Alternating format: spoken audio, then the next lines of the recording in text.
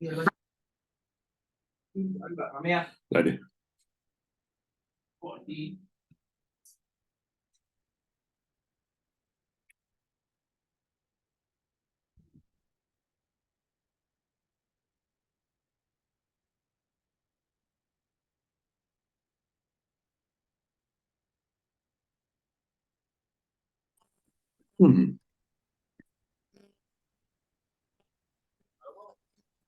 Hello, Howard.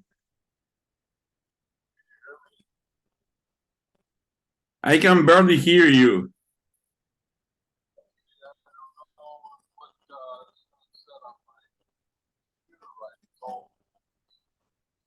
Sorry? It's like, it's really low. Your volume is really low.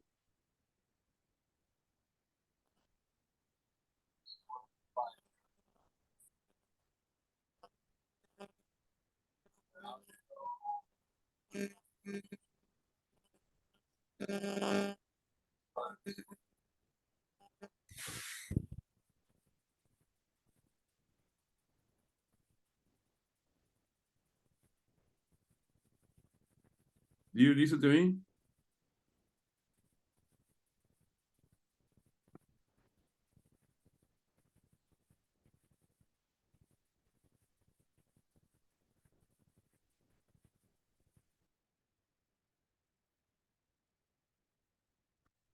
Wait, no. Está como esto.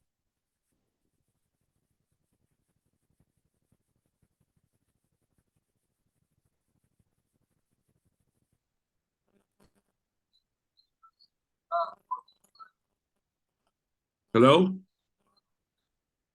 Hello. Yeah, now I listen a little bit better.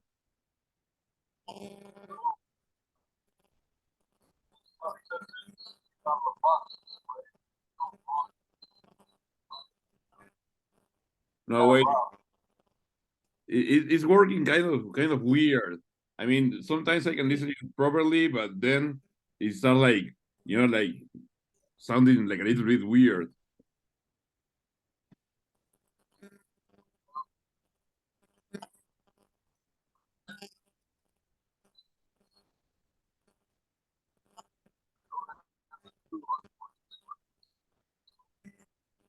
Am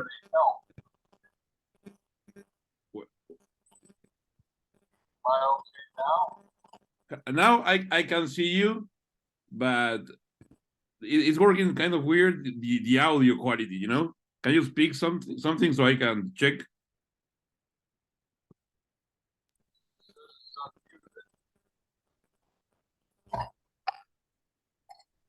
I don't know what.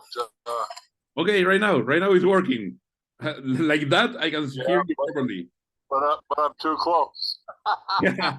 I'm not that pretty. Yeah, I mean, I prefer to listen to you than see you, because it's a podcast. Okay. So. Well, there you go. Then you get what you get. I'm sorry. No, yeah. Without the crew, I'm really in trouble. I don't have any makeup people. I don't have no shaves. I don't have nothing. No, I have nothing either. I don't have any makeup either. So we're in the same position, Well, you're beautiful to begin with. I'm going to blush. How are you, Howard? I'm doing fine. It's a pretty good day today. I got my son with me from Merced, and my wife's out there. And, so everything's fine. Yeah. So I'm sitting in the home. What time is it right now in California? Is 4, no? Yeah. It's what? 4 in the afternoon. 3:30 about, yeah. 3:30, okay. Okay, so right now is 7:20. It's really dark here because we're in winter here. Yeah, dinner time where you're at. Yeah, no, here in Uruguay we used to have we have dinner at 21, 22. That is like 9 or 10 p.m. Kind of late. You're continental. Yeah. Okay. So do you have some questions for me that you want to ask, or how do we want to do this? Yeah, I have some questions, but I really like to chat with you like we are doing right now. I do have some questions to ask you, and then we can start talking about that questions. Okay, no problem. So you No hear me, problem at you all. hear me, you hear me all right, and you understand my English. Oh no, your English is okay. I can understand it. Believe Okay, me, we have a lot of people up here that can't speak English, so okay. especially when you go to fast food places. Okay. So I can work at a McDonald's, for example. Yeah, Okay. Do you want yeah. a Big Mac? You never know what you're going to come up with. Okay. Okay, so I'm gonna start with the first question, and then you answer it, and then we chat a little, okay? Okay, no problem. The first question is not even a question. It's like, if could you introduce yourself so for the people that's listening to this? Okay, you're going to have to run that by me one more time. I didn't get it. You listen to me now? I can hear you, but you got to say it slower to me. My ears aren't too good. Okay. It's just I just want you to introduce yourself for the people that is listening. Oh, okay. My name is Howard Dully. I'm 74 years old now. At age 12, I was given a transorbital lobotomy by Dr. Walter Freeman because of my stepmother. And I've written a book about it, and it has become a New York Times bestseller, and it's called My Lobotomy. And the version in England is called Messing with My Head. Why they changed it, I don't know. But that they bought the book, so they get to do that. Okay, they're messing with the head and the title. Yeah, that's the title. Okay, The title so was changed from My Lobotomy to Messing with My Head. but they didn't ask you for changing that. They don't care. They on the first book cover, they asked me if I liked the cover. I told them no, and told them what I want. They didn't care about that either. Okay, They left it the way they wanted. okay. So It's pretty that's what funny happens that they, sometimes in the business. yeah, it's pretty funny that they came out with that title. It's like, why? Why don't they But, yeah. respect it? Well, they told me the only answer I got was that the English people wouldn't understand my lobotomy, Okay, so they understand messing with my head. okay, I don't No, know. I don't know. Yeah. Okay, so you were telling me that at the age of 12 you got a lobotomy by the doctor, the last name. Dr. Walter Freeman. Yeah, and you said to me that it was because, in quotation mark, of your stepmother. Yeah, my stepmother was looking for a solution to me. Apparently, what happened was my dad needed a mother, I guess, for me and Brian and I. Yeah. See, my English isn't all that good. And I do understand it though. yeah, and the women knew him because my dad was a school teacher, introduced him to Lou, and she had a couple boys of her own, Cleon and uh, George. Cleon was known to us as Binky, though, not Cleon. And they got together, I guess, and she just divorced, had a messy divorce with her ex-husband, and she was always afraid that he was going to take her kids away Okay. from her. Yeah. So she and me being unruly, so to speak, in her mind, uh, thought that that might be a point for him to take to court and do that. So she panicked to try and eliminate me from the situation, so I wouldn't cause any problems. Yeah, it was such a I don't know. I didn't Machiavellic know plan. Yeah, well, that's the way. He was a drunk. He drank a lot, Yeah. and she was I don't know. I think, in my opinion, she was psycho. But Oh, that's yeah, yeah. between me. I mean, I yeah. have proof of that, but No, yeah. But so the relationship wasn't good, and she tried to like make that plan to like eliminate you from the middle of the situation. We can say that. yeah, eliminate me, find a solution. She took me to 6 doctors, different ones Yeah. or clinics, and all but 2 of them said that she was the problem, Okay. not me. Yeah. And the 2 that didn't say that just said I was a normal boy. Yeah. And then finally, she shopped around and found Dr. Walter Freeman. Yeah. Who was looking for someone to perform a lobotomy on a kid. Yeah, because at that time, time, I'm sorry I interrupted you, but at that time the lobotomy no was already banned, no? No, actually, it wasn't banned yet. What happened was it was falling in disfavor, Okay. but it wasn't banned because they wouldn't have been able to give it to me. Okay. But they had pills come out in '55, Thorazine, which was kind of a placement for it. And they didn't give me the pills, they gave me the lobotomy because that's what he wanted to do. Yeah. In fact, real quick, Barbara, turn around here. Real quick, let me introduce you to my lovely wife. Okay, Okay, of course. This is, well, I got to get it on my face. I can't see a picture. A little picture up top. Place it, there you are. Or your chair is. You see her, or am I wrong? I do not see her. I see a plant. And the Oh, no, that's the, okay. Okay, now There I see.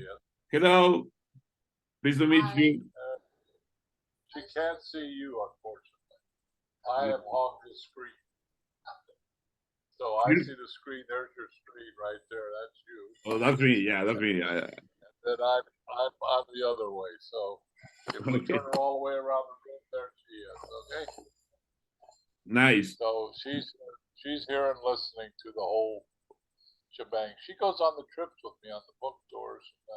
Oh yeah. Speaking. You went to that trip for the presentation of the book together. Well, we love to travel. Yeah, so I we mean, talk them into. You used to be a truck driver. Am I right? Bus driver, actually, more than I was a truck driver. But yeah, I did both. I did Class A trucks, and I did tour buses, and I was a school bus trainer for 13 years.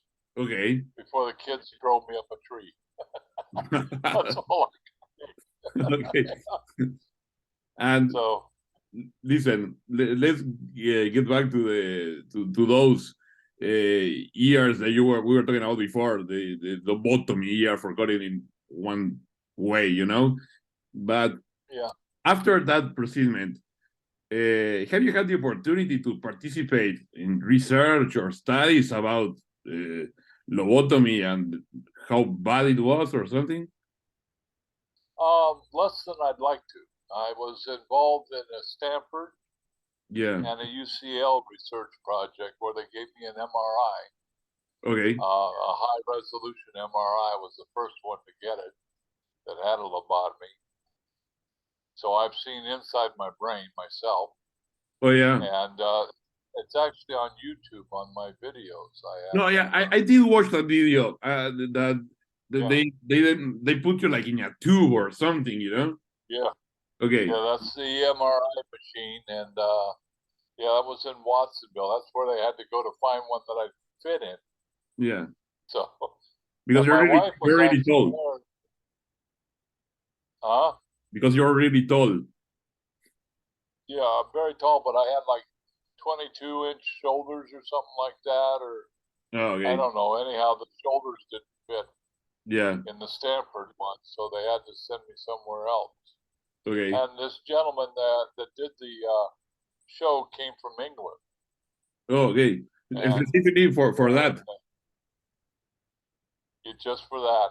Okay. And I think it was Simon had the machine, and they paid for the MRI.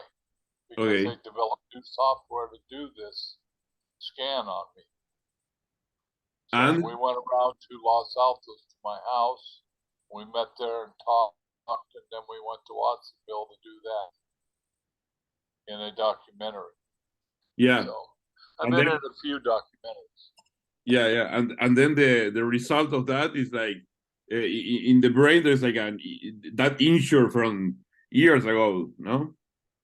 2 holes about the size of a quarter. Yeah.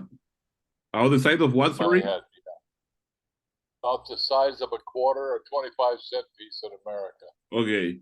Yeah, I'm not sure what the equivalent would be there. yeah. I mean, it's a coin. I mean, it's almost big. Yeah. Yeah, about the size of my thumb, or something, Okay. or a bottle cap or something. Yeah. Yeah, and And speaking they're about black and they're gold. no, continue. Yeah. So and I've spent most of my life trying to prove that I'm intelligent, only because I was afraid Yeah. that because I had this feature, someone would think I'm mentally incompetent or incapable. Yeah. So I've actually gained quite a bit of knowledge, Uh-huh. And I went to college without completing high school. Yeah. And took computer programming. In fact, I had to take a test in order to enter because I didn't have high school, and I had to correct their test before I could take the test because they wrote the test wrong. Okay, so So your brain still working. Kind of hard for them to tell me I can't go to college if I have to correct their test. Yeah. I mean, you have to be the professor. Yeah, and I graduated, and I also taught DOS class there for 2 while the professor was gone because he couldn't get back to the country. He was from another country. Yeah. For 2 more weeks, so class had already started, so I took the DOS class for 2 weeks and taught them while he was gone, which is quite an accomplishment. Yeah. Yeah. Okay, and talking about the proceedment of the lobotomy and that day, do you have any memory of that day? Oh yeah, I have memories of being taken there, dropped off by my father. I was only told that I was getting tests. Okay. Because they were afraid I was going to run. Doctor was. Yeah, I mean, I would run, Yeah, I would too. Yeah. You tell me you're going to put me with ice picks, I'm out of here. Yeah. So he told the nurses and stuff that I was not to be told what I'm really there for. And they gave me a series of shots, took me into an X-ray room, took an X-ray of my head, which should have been kind of a giveaway, but I didn't care. I didn't know anything about lobotomies or that anyone would even dream of doing something like that. And then in one of the series of shots, I guess they knocked me out. That was the end of life. They took some pictures. Yeah. Those pictures that lately you found it in your record, Yeah, my records, yeah. Yeah. And I had one of me before, one of me during, with the tools in my eyes, and one of me after. You got a guy running around behind you. I take it to your producer. Yeah. No, I mean, it's quite impressive that you're laughing. I mean, you've been through a lot of years and you have a lot of time to process all that stuff, but in the way that you're telling me, like, I cannot really smile because it's kind of terrible, like, Well, the thing is everyone else seems to have horror about it except me. I survived it. So I look at myself as actually the winner. Yeah. Both my dad and mom have passed away, so I win. No, yeah, that's the way I see it. Yeah. And I'm not stupid. I'm intelligent, but I did pay dearly for having this procedure during my whole life. Yeah, no, I mean, and I was reading on internet too, and I read that after the proceeding was successful to you, you know, in quotation mark, like they made you go away from the house. How was that?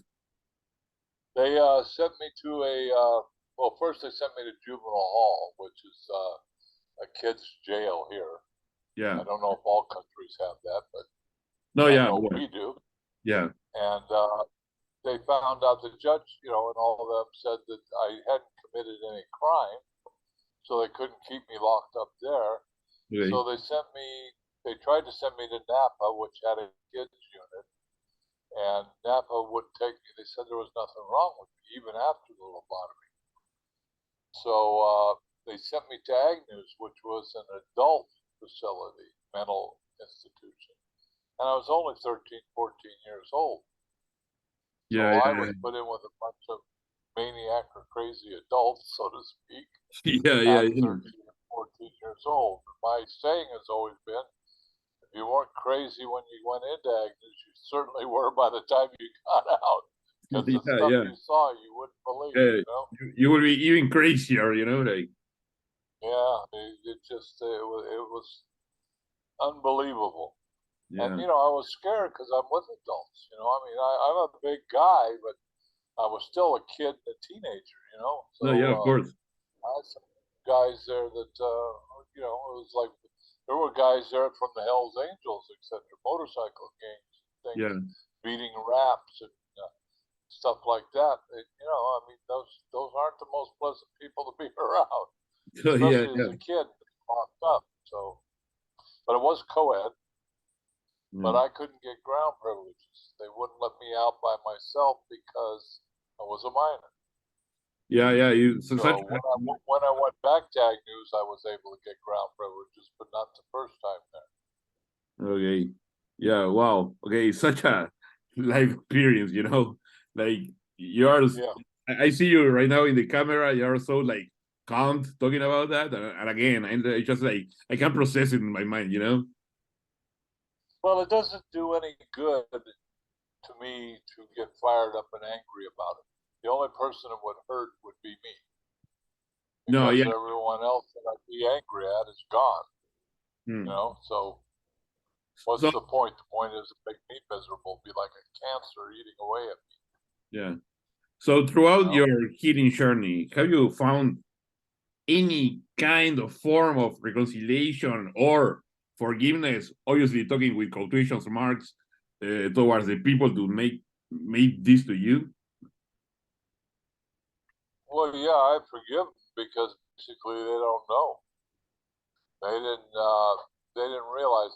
Freeman thought, in my mind, I think Freeman thought he was doing a good thing. I can't imagine any doctor or anybody doing this to a human being and not believing somehow that they were doing the right thing in their mind. Yeah, I, yeah, yeah. I have no proof that it wasn't that. Other people don't like Freeman. They don't care what story it is. That's Yeah, up to them. But in but he my was case, convinced. He was convinced uh, he was convinced of his preservation, you know? yeah, yeah. And then Lou, I found out more about my mom, my stepmom Lou, Yeah. uh, since I've been an adult. So I have a different viewpoint because of that. Uh, I I think she was mentally unbalanced in some way. I don't know specifically what, you know, I wouldn't say she's schizophrenic or any, because I don't know, but I think she had some Yeah, yeah, mental problems. And my dad, I think my dad didn't know what to do. My yeah, dad just threw his hands up in the air and said, you know, I have to have someone take care of my kids. I don't have much money. I have enough to keep everyone in Los Altos, mhm, which is an expensive place to live out here. yeah, And so he didn't know what to do. He just let the whole thing flow as it went, you know. yeah. And that's what I believe. Now, you know, for many years I felt though that I felt the abandonment of my family. Mhm, Okay, yeah, I don't know that any of them had a choice, but as a kid, that really doesn't matter.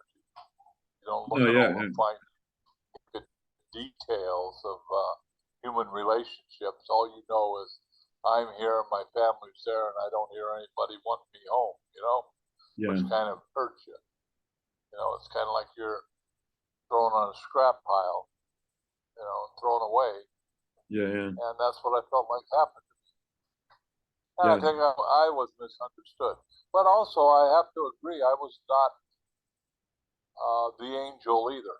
I mean, I did my stuff as a kid. Okay, don't Yeah, get me wrong. It wasn't, but nothing yeah. deserved. I mean, but Nothing deserved what I got. yeah, I understand. Every child is like a rebel or somehow, but they don't deserve to a procedure. I mean, yeah, you don't need lobotomy to cure that. So no, I will pass on that. I get better at the camera, you see. Oh, look at that. So, yeah, I just, I wrote the book. I finally got to a point where I knew everyone that knew what really happened and what was going on was going to die soon. My stepmom had died on New Year's Day in 2000. She died. And my dad was not of good health. And, Freeman had already died in the 70s. In fact, I went out and visited his grave. My son, believe it or not, the one that's here, lived only about 2 blocks away from where Freeman was buried in Merced. And I didn't even know it. Oh, So yeah. that was crazy. amazing. Yeah. It's actually the casualties of life, like. Yeah, he's buried next to his wife. So, I went there and visited. Yeah, and great. I didn't spit on it, and I didn't do anything out of so you didn't piss on it or anything like that. No peeing on it, no nothing. No. Thought about it, but I didn't do it. I got more in class than that. So, what did you do when you were there? What did I do? I just looked at it and thought, like anyone else would, about what happened, and it kind of gave closure. Yeah. I guess mentally, Yeah. He can't hurt anymore. No, yeah. Lou can't hurt me anymore. My dad now can't hurt me anymore. So, I feel. I mean, you have a beautiful family right now, Yeah, I have my wife, my kids. I have an adopted son too that lives in Jackson, California. Yeah. That is older than my current son. And he loves me and I love him about the same. I mean, if he's homeless, I rescue him. If mine's homeless, I rescue him. So, there's no difference between the two. Much to the chagrin sometimes of my son. My son would like to be number one, but you know what? It is what it is. I love you. That's all that matters. Yeah. So, I really think that, you had really rough years in your childhood and when you were a teenager, but I also think that in those rough years you thought a lot and you really learned about empathy. What I'm saying, like you learned how to deal with the worst thing that can happen to you and how to go through that. Yeah, well, like when I was in Ag News, it was more like being in the Army. You're in with a bunch of men in dormitories and stuff, so you psych yourself up to thinking that's where you're at. I'm just doing my hitch, so to speak. Now, I've never been into service, so I wouldn't know, but that's what I would imagine it being. Yeah. And then I went to Rancho Linda, which was a school for juvenile delinquents or kids that were behavior problems, and that was insane. Absolutely nuts, because the kids ran wild. They didn't want to put bars on the windows and things like that. And they had a girls' dorm conveniently located up the hill a little bit for us. And needless to say, we visited it frequently at night. And back to school got shut down because supposedly sex parties and things. Yeah. Now you know I wouldn't be involved in any of that. Oh yeah. You know? Yeah. Yeah. So Okay. that's what I mean, though. I was a bad boy in my own way. I want to make you a question that is kind of, it has nothing to do with lobotomy, but I read in internet that you used to play music. Is that right, or is a rumor? No, I played music. Yeah. I played music. I played guitar. I had a group called Granny's Place in the 60s.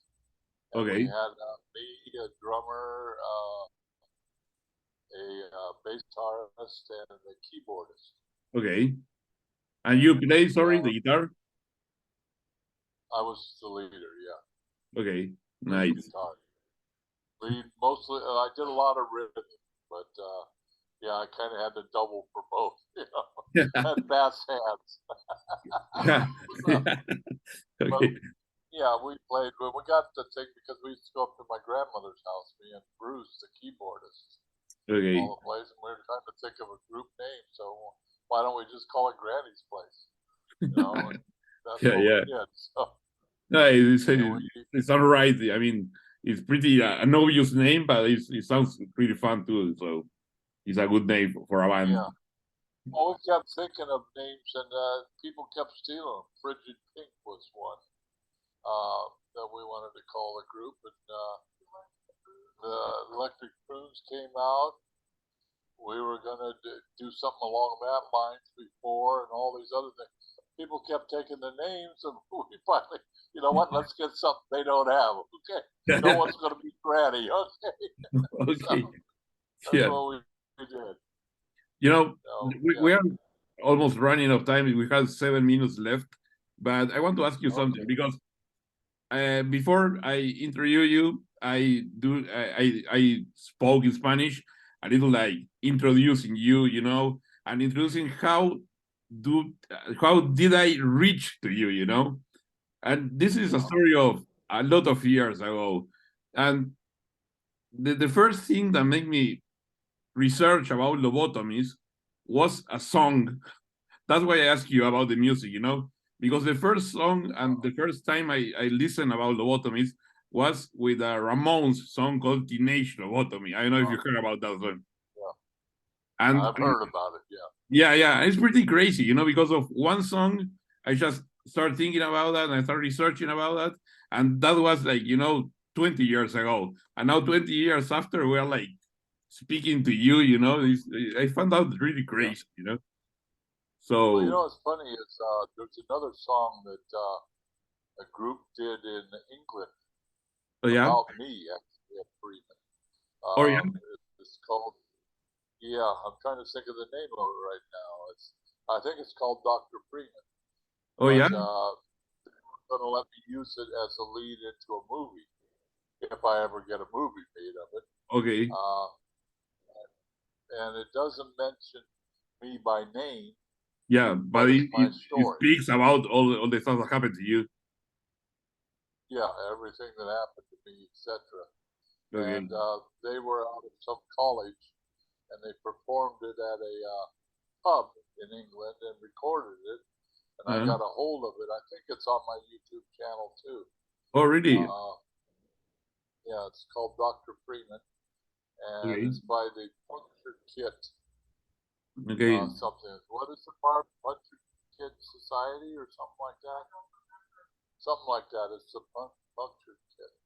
Okay, I'm gonna search for it. I'm gonna search for it. And we can, and I'm gonna put a little bit, if you let me, in the podcast so people can hear to it. No problem. You can put my links in if you need to. Yeah, I will. I appreciate the publicity, I guess that's what it's called. You know? Yeah. Okay. It helps sell books. It helps do everything I need to do. You know. Yeah. Now, if there's any producers out there. In fact, I'd like to get my book translated into Spanish. I don't know why. I would love that. I mean, I read it a little in English, but it will be really nice so people can hear your story here and learn more about it, you know? because Japan bought the rights to it, did it in Japanese. Yeah. And England didn't have to translate it, but Yeah. changed the title. Yeah, and here in Uruguay, yeah, we won't change the title, I promise. Yeah. And a lot of people, even in California where I live, there's a lot of Spanish-speaking people here. Yeah. You know, that would probably read it in Spanish, you know? Yeah. So Yeah, that's true. I Okay. really like to get the publisher to do that. Yeah, you should talk right now, because after this podcast, you know, everybody will want to know more about you. Well, let them write the publisher. If they get enough letters, they'll be doing it in Spanish, believe me. Okay. So I don't know why they don't do that. Yeah. They didn't do it. Yeah. Okay, Howard. It was a pleasure. We're running out of time, but I wanted to say thanks to you. It's such an impressive story. Like I was telling you, like when you were talking to me and telling everything, I was like kind of processing it, and I like stood like, you know, with no words. But I really glad that you was able to speak and to share everything, you know. So thanks again. Well, the pleasure is mine, actually, believe it or not. I enjoy talking with people, meeting people, especially people that I don't usually talk to in foreign countries and things like that. It fascinates me, you know, how word gets around and stuff.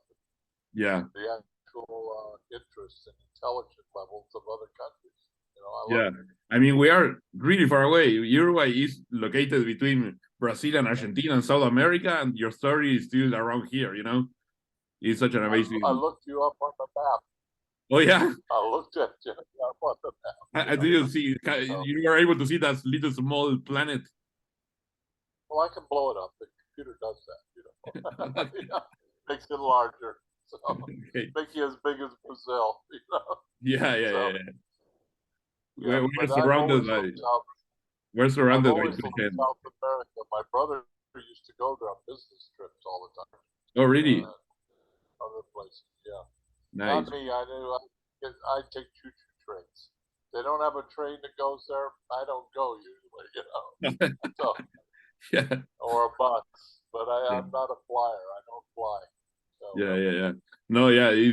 I mean, some people is really scared about that, and I do get it, because it's like kind of a scary concept, you know, to be like in a plane like miles away from the earth, you know. So I'm not afraid of flying, but I get the fright and all that, you know.